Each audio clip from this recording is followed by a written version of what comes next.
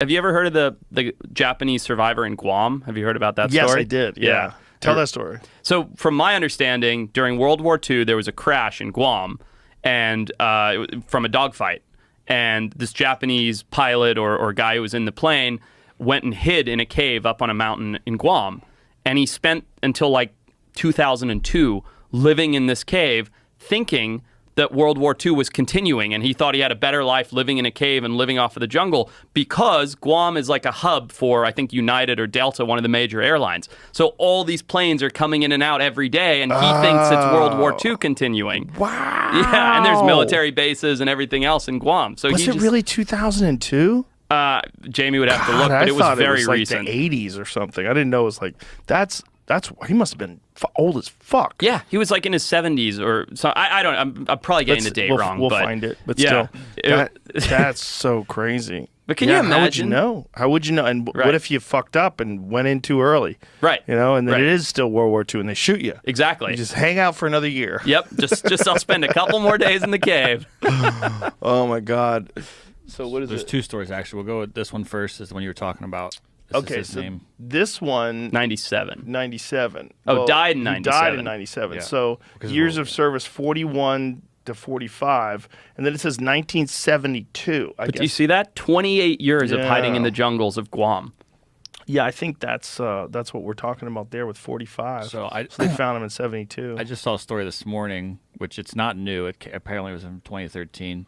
There was a man. A man took his two sons after Vietnam came, and they were hid in the woods for 40 years.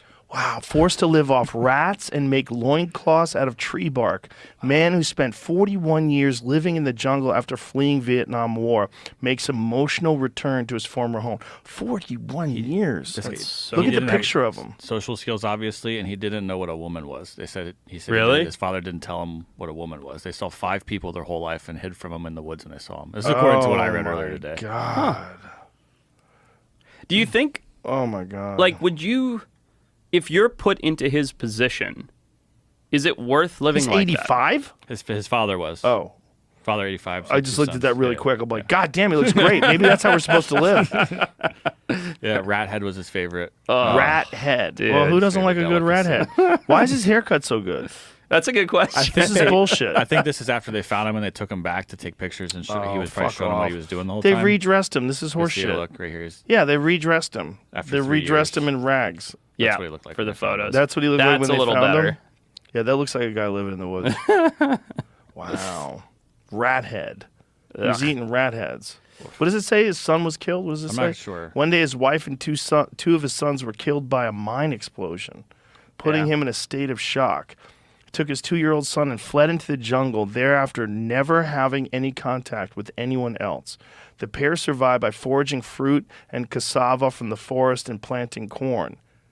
They wore loincloths made of tree bark and lived in a timber hut raised 5 meters above the ground. Cassava is not the stuff that you need to boil and filter and strain. No. What am I thinking of? That's the other probably stuff. taro root. Is that what it is? Yeah, cassava is like a potato, basically. Right, Yeah. right. What is the one that like actually has strychnine in it? It's very common in the jungle of Central America and South America. I think taro is what you're referring to because it's very starchy and basically inedible until you boil it down. Is that what it is? I think so.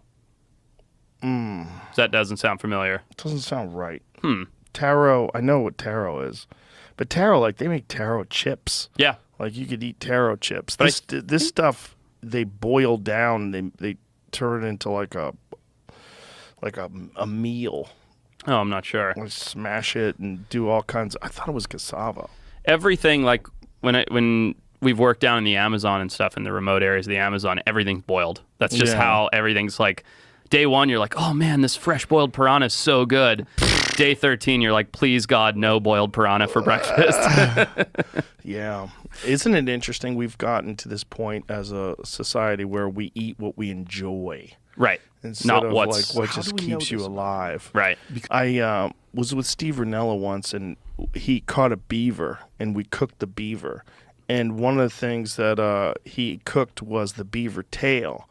and he said that it was a staple amongst trappers. Okay. That they really liked beaver tail because it was a good concentration of fat. It was a great source of I fat. imagine it's just a big fatty It's tissue. disgusting. Yeah, I bet. But when you're dying of fat, like you need fat, Right. like you're starving. Right. Like fat is literally what you crave, then it becomes delicious. Sure. Like, then it's not a matter of, oh, I prefer fried chicken. Well, Right. I'm a pizza Right. guy myself. It's not, we eat based on our flavor preferences. It is interesting because taste is so elemental to what we decide to do every single day. Oh, I like this, I like that. But that's not the point of food. Right. The point of food is nourishment, right? It's to keep your body strong and you continue to have energy. And yet we've completely abandoned that notion. In fact, so much so that we have the opposite problem where we're over-nourishing, at least with fats and oils and things like that constantly. Yeah. Yeah. If people could come from the past, back from those pioneer days, and see people today, they'd be like, "Oh my God, this is wild!"